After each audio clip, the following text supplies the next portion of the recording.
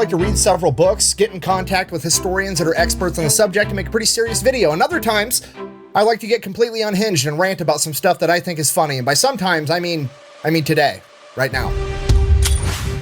Today we're talking about— Welcome to Pegasus versus the World, where we take on challenges, comedy, trending topics, and some travel. City boy! City boy! All right, you guys. So we're back with the fat electrician. He's been putting me on game with a lot of things. Typically, it's military-driven, like content, like history.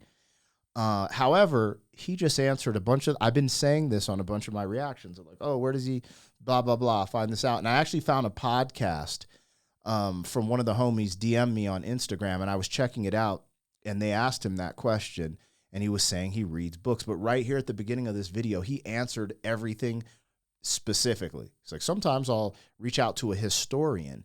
And so that's where it's interesting for me, because he not only reads the book, he reaches out to historians. He does the work, the deep dive, and this is why he deserves all of the following he has, the money he makes from his channel, etc., because he has gone that extra length. And it's inspiration to me to get on my stuff, find my passion-driven thing or niche on YouTube, and really dive. I know I do a lot of reactions, a lot of commentary. I've been playing with doing vlogs, from traveling to real life, and then also going in on commentary about social situations and social things that are happening currently. And I think that's a good way to then break into something like this, because I do look up to brothers like this, and the goal is to create your own original content. I love the reactions and stuff like that, but essentially, you know, giving people value is very important to me, and I think you do that by creating original stuff. Anyways, I was just saying that this dude inspires me. Shout out to the fat electrician. We're gonna watch the full video. This thumbnail said Doom Turtle, and there's a huge tank on it. It's titled The Doom Turtle, America's only super heavy tank. I just heard Doom Turtle and it was like, yo, that's the one for me today. That's the one I want to see. So I'm checking this one out. Boom. Support the fat electrician. He sells merch. You see, watch his videos independent of mine. They'll have a merch product line pop up. You know, support bro, man. And go watch this independently of my reactions. If you've never heard of him or seen him before, you know, leave a comment saying I sent you. Let's go. If you want to support, like, share, comment, subscribe. I'll link my other channels in the description. And the Doom Turtle, America's only super heavy tank. Don't mind the nasal, man. My daughter got RSV. She gave me some shit. I know I was sick a month ago, but it is what it is having kids. Let's go. Sometimes I like to read several books, get in contact with historians that are experts on the subject, and make a pretty serious video. And other times, I like to get completely unhinged and rant about some stuff that I think is funny. And by sometimes, I mean today, right now. Today we're talking about my favorite tank. Ladies and gentlemen, America's only super heavy tank, the T-28, aka the Doom Turtle. Now, I said this is my favorite tank, which is a completely unquantifiable metric. Despite that, somebody in the comments is still going to tell me that I'm wrong. So if you think I should have a different favorite tank, go ahead and tell me about it in the comments below, and maybe I'll do a video about that one too. Okay, and just to be clear, when it comes to me and things like tanks and planes and guns, favorite is not the best, it's not the most impactful, it's not the most historically relevant, it's just the coolest / dumbest one around, and in my opinion, this is it. So, got it. It's just what you like. I'm very similar with certain things. It's like, yeah, man, I know they're like the top 5 rappers is, you know, Biggie, Tupac, Nas, Eminem, Jay-Z, whoever, Rakim. But I'm like, my top is like Sean Price, Chino XL. So, hey, I get you. Let's go. So let's go ahead and get into this right after an awkwardly relevant word from our sponsors. This video is brought to you by War Thunder. They've got over 2,500 tanks, planes, and ships, pretty much every military vehicle from World War II until modern times, including all the cool, weird, and obscure ones that may have never even actually seen combat. For example, let's say that I wanted to be the T-28, aka the Doom Turtle, America's only super heavy tank. I can do that. Then I can go over to X-ray mode, look at all the different components, check out all the specs, actually learn about the tank. Then I can hop over and I can customize it. Because let's face it, I don't just want to be the Doom Turtle. I want to be the Doom Turtle covered in bushes so I can try to sneak up on the enemy like I'm a 200,000-pound Wile E. Coyote with a 105mm howitzer for a nose. Then we throw an American flag on one side and some smack talk on the other. This is wild. I'm not into gaming, but this is like a cool sponsor for him because you can tell he's into this. And now we're ready to go play the game. Now, once we start playing, the cool part is that it's not like a lot of other games where you just shoot at the other enemy tank and a hit is a hit no matter where it lands. No, in War Thunder, you can take out individual components of the enemy tank. For example, let's say there was a guy on a mobile artillery piece and that one guy in particular was talking smack. You can address him individually. Or maybe you're approaching an enemy tank and you fire, but your shell doesn't get penetration and now it takes a while to reload, so you just open fire with your 50 cal right through the window slit, giving their driver a nice metallic face high five. We've all had a shell that hasn't made penetration before. Then, once you get the gun reloaded, you can finish taking out the rest of the crew. Or sometimes you just get that lucky shot where the shell goes straight through the enemy tank and detonates their ammunition. And the best part about all of this is that it's free to play on PC, PlayStation, and Xbox. So if you wanted to give it a try, we'll have a link and a discount code in the description down below. And when you use my link, you're going to get all kinds of freebies to get you started off on the right. If you're a gamer, you know what to do. Shout out to the fat World electrician. War II era tank that was designed for one reason and one reason only, and that is to punch through the German Siegfried Line. If you don't know, the Siegfried Line is Germany's western border where they have essentially tried to fortify it to make it impenetrable to the Allied forces approaching so that they can't break into Germany. Build that wall before build that wall was a build that wall. It is approximately 400 miles of concrete pyramids known as Dragon's Teeth, making it so tanks and other Allied vehicles can't pass through. Then on the other side of the Dragon's Teeth, you typically had other things that were meant to stop foot soldiers like moats, barbed wire, booby traps, and on the other side of those was over 18,000 bunkers with machine gun, mortar, and artillery positions that were going to, in theory, be able to mow down any ally trying to advance through those obstacles. Now, the American military and government knew about the Siegfried Line pretty much the entire time because German propaganda told them about it, and they portrayed it as completely impenetrable. That's crazy. The Siegfried Line. I've never heard of that. You know, you learn about brief things in history in school, but I wasn't paying attention in that class. I'll just keep it real. I was probably writing rhymes like a doofus. But they did not get in this in depth. This is why this MFer is dope. Anyways, I missed the joke because I paused it right before Jim Carrey pops up in what looks like Pet Detective.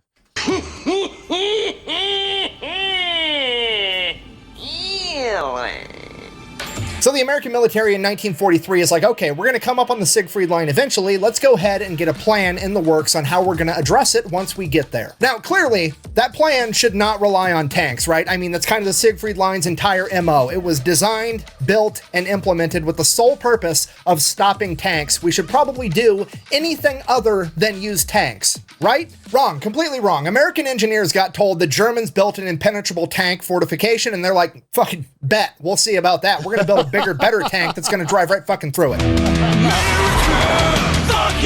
So the engineers got to work. This is called the AT project, and what they came up with was, surely there's spots along the Siegfried Line where the German military has a gap where they can drive their vehicles through, right? Has to be there. They can't just have 400 miles and they drive all the way around. There's got to be points where you can pass through it. And obviously those points of passage are going to be the most fortified positions, right? They're essentially going to make a fatal funnel, a choke point where all of the Allied forces have to try to go through a narrow passageway, and on the other side, it's going to be loaded with German 88 anti-tank guns, German artillery, machine guns, mortars, everything. They're going to be able to slaughter anybody that tries to make it through that little tiny narrow passage. To which the American engineers are like, cool, obvious solution. We're just going to make a tank that can't die. Okay, it's going to be so heavily armored that there's no anti-tank weapon or artillery piece known to man that could kill it. Then we're going to put a gun on it that's so big that it can shoot through concrete bunkers and take out the enemy. We're literally going to drive this gigantic heavily armored tank directly into the enemy choke point, stand there, take all their anti-tank fire, be untouchable, and then we're going to return fire and kill them first. Okay, do you understand how gangster that is? This is the ultimate dad dick maneuver. Just straight up like, I know exactly what your plan is. I know what you want me to do so that you can beat me. I'm going to do it anyways, and I'm still going to win because fuck you. So they made the Doom. Yo, so what he's saying is crazy. And, you know, his disclaimer at the beginning where he's like, yo, this ain't the best tank. This ain't the fastest tank.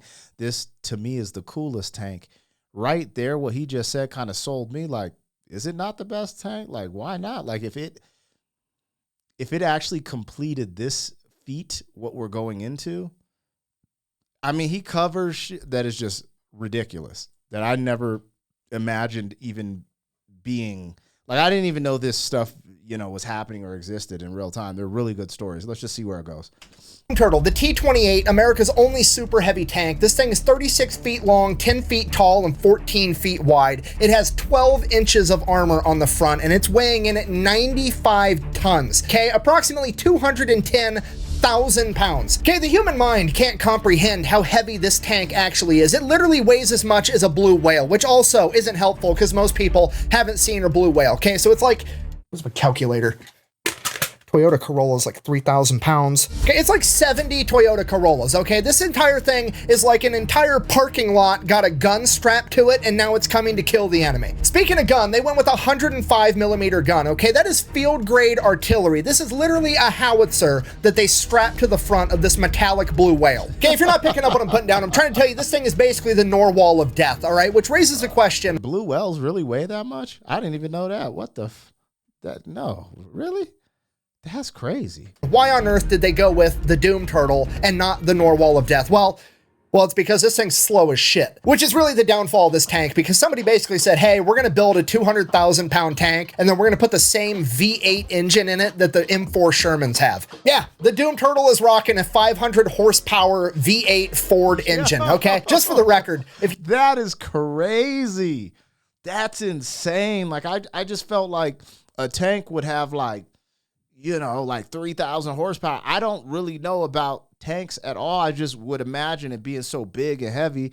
And since we have cars dude, y'all can see that I'm not a car guy like that, but a joint with like 1,000 horses is like, you're like, yo, we're really moving. So like to have a tank and be that's ridiculous. And we're going to put the same V8 engine in it that the M4 Shermans have. Yeah, the Doom Turtle is rocking a 500 horsepower V8 Ford engine, okay? Just for the record, if you don't know much about engines or horsepower, Dodge is out here making minivans with 1,000 horsepower that weigh 5,000 pounds. And the DOD thought it would be a good idea to stick a 500 horsepower V8 inside of a tank that weighs as much as a blue whale. Okay, the Doom Turtle's coming at you at the speed of mock potato. Pedal to the metal, balls to the wall. This thing maxes out at 8 miles an hour. So clearly they're going to have to transport this thing all the way to the Siegfried Line, right? If they land this thing on a beach in Normandy and let it drive all the way across France, it's going to take like 3 years to get there. And this is actually why the Doom Turtle has a unique look of having 4 sets of tracks instead of just 2 very wide sets of tracks like a normal super heavy tank would. And that's because those 2 outermost tracks come off and separate from the Doom Turtle,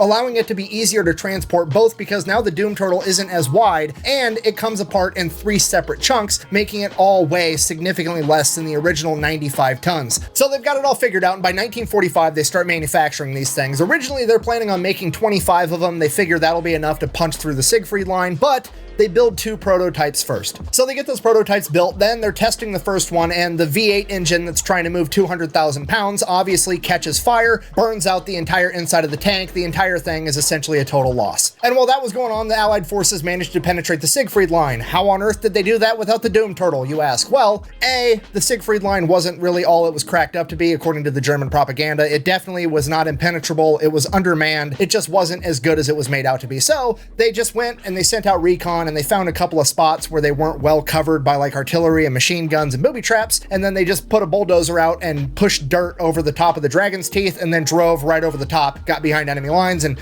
took everybody out. Yeah, the Germans spent God knows how much money and man hours building this 400-mile stretch of concrete booby traps, and they got outdone by a couple of rednecks with a bulldozer.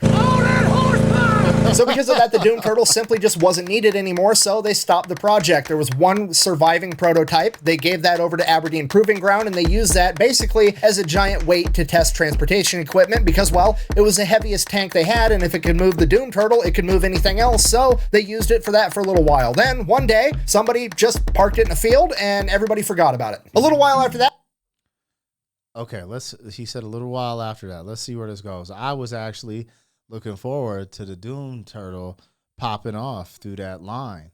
Like, if we keeping it real, like the way he was building the star, I was like, yeah, let's go. But anyways, I mean, this is the real, so I'd rather hear the reality than the fantasy. I came here for the actual storyline of the Doom Turtle. So let's go. that people start asking questions. Historians, the public, museums, like, hey, where's that badass tank? We want to preserve it. We want to save it. It's a part of history. We want to stick it in our museum. Let me have it so I can take care of it. And the army is like, I don't know, bro. We lost it. Okay, now on one hand, to be fair, I'm pretty sure I know exactly how this happened. They just like had a couple of dudes go park it. They made it take all day. They parked it off in a field. Those dudes like retired. They left. They moved on. And then nobody remembered where it got parked. Okay, like I'm sympathetic to that. I understand how it happened. But on the other hand, how the fuck do you lose a 200,000 pound tank that there's only one of? Like, I would understand if you were like, oh, hey, we misplaced a Sherman tank because America made like 50,000 of them, right? But no, this isn't a Sherman tank. It's twice the size of a Sherman tank, and there's only one of them, okay? You could park it in a parking lot full of tanks, and you would still be able to find it. How on earth did you manage to lose a blue whale with a gun attached to it, okay? Dude, where's my car? Where's your car, dude? Where's my car? His edits are crazy, but he makes a good point. I wonder where this is gonna go, because my thing is, wouldn't it be so cool if he, like someone who was like a fan of this, like was able to, let's say, purchase it or keep, you know what I'm saying, put it on their ranch or whatever, you know, let people come see it from time to time. But like, that would be an incredible vintage antique of Americana war. That would be fire. I like going antique shopping, and I'll always find World War II memorabilia, like all different types of stuff. And I'm like, you know, I'm not like a collector like that. However, when I get to a certain space, I would really like to have like a basement dungeon with like an old school jukebox, signs, memorabilia. Anyways. So that's it. It's just gone. It's MIA for the next 27 years. Nobody has any clue where this thing is at. And then one day, some hunter is out in the woods near a military base hunting, and he's like, hey, there's a fucking tank sticking out of those bushes. Dude, there's your car. Yeah, you guys thought I was being silly earlier with that War Thunder ad, didn't you, when I stuck a couple of bushes on this giant tank and pretended like that was going to conceal it? Well, history is on my side now, because this bitch was incognito for 27 years because it had a couple of bushes on it. What now? So the hunter goes to the army. He's like, hey, I found this weird looking tank in the bushes. And they're like, oh shit, we've been looking for that thing. So the army then takes the tank, they give it to a museum in Fort Knox. So it's on display there for a little while, and then they decide that they're going to move it from Fort Knox to Fort Benning, or Fort Moore, Freedom, whatever the fuck it's supposed to be called now, the home of the infantry. They decide they're going to move it to the infantry museum at the home of the infantry. So they throw it on the HET trailer, the heavy equipment trailer, and they tow it all the way to Georgia. While they're towing it there, apparently they take a turn too hard, and it breaks the chains off the HET trailer, and the entire main cab of the tank flies into the ditch. Now granted, it was just the main cab of the Doom Turtle, so it didn't have the two outermost tracks, which is like a significant amount of weight, but still, the main cab is 60 tons flying off your trailer into the ditch, so that's terrifying. Obviously, the Doom Turtle, completely fine, the paint got scuffed, no big deal, get it back on the trailer, they get it where it's going. Now, here's my issue. I know for a fact that there are pictures of the Doom Turtle in a ditch somewhere in Georgia. I need those pictures. Someone has them on their cell phone. This happened in like 2017, 2018, 2019, somewhere around there. I know one of the drivers in that convoy took a picture of it with their smartphone. It has to have happened. I want that picture for history so I can get it to the museum, okay? Get me that picture. What are you waiting for? Chinese New Year? Go, go, go. Sorry, so that's it. That's the end. No, I wonder if he got the picture. He's got a huge audience and following. He might have gotten that pic. The story. They get it to the National Infantry Museum, and that is where it is on display today. So in conclusion, that's my favorite tank for literally no reason other than it's completely ridiculous and I think it's funny. Literally from its inception, it was just designed to be a giant middle finger. The enemy told America, hey, you can't drive your tanks through here, and America said, hold my defense budget and watch this shit, and this is the monstrosity that they came up with, okay? I don't know if you can give a tank steroids or even test a tank for steroids, but if you can, test that one first. Now, is it unfortunate that it never saw combat? Yeah, absolutely. It's cool to think about if it did. However, that serves to highlight one of the most important lessons that I teach on this channel, and that is that the only thing scarier than engineers and defense contractors with an unlimited budget is a bunch of infantrymen on the ground with time on their hands, because that's what actually gets shit done. Thank you for watching. Best way to support the channel is go buy some merch over at thefatelectrician.com. Quack bang out. Y'all see it, man. Go support. Actually, y'all are saying sometimes something will play at the very end. Yep, there we go. Let's see what we got here. Lose a 200,000 pound tank for 27 years, currently still be missing 6 nuclear warheads, and then tell me how dark I'm allowed to tint the windows on my car.